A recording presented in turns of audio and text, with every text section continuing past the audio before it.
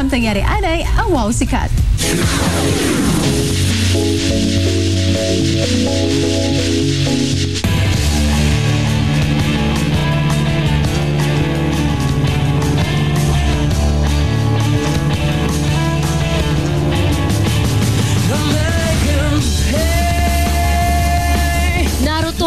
Isagid lamang sa mga Japanese anime nga sikat subong sa mga Pilipino. Apang nakahibalubala kamo nga bisan mga Ilonggo ang sarangman makahimo sang anime.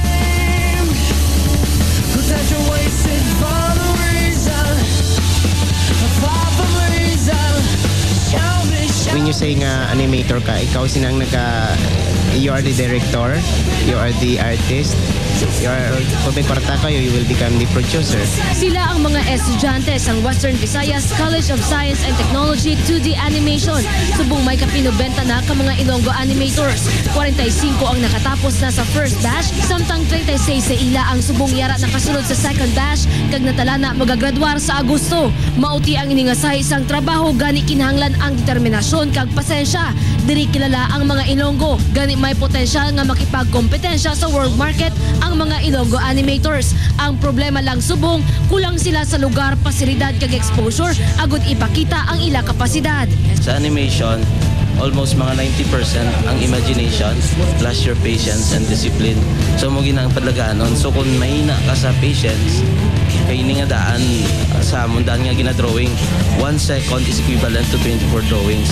So kung 1 minute, that is equivalent to 1,440 ka drawings.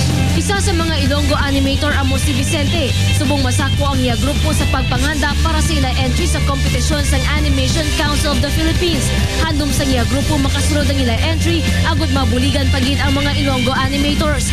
Bata pa si Vicente, mahilig na ini mag-drawing. Ini nga talento ang iya nakuha, siya amay ng isa man ka-artist. Kita ko ng mga cartoons ang una, hambal ko gusto ko man mag-drawing like that one, ang ginapakit sa mga Walt Disney.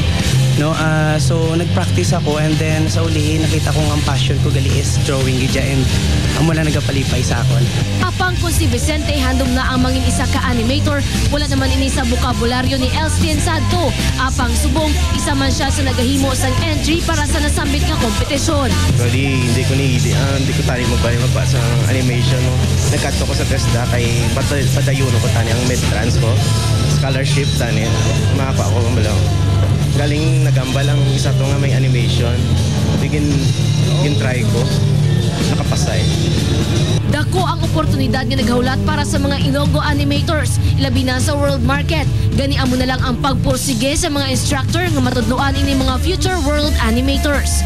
Of course, kaya eh. Kaya man we all have the skills and potentials. It only needs practice and then determination to finish what you have started. Ako si Jennifer Garcia, kaya ang kada Ilonggo, sikat.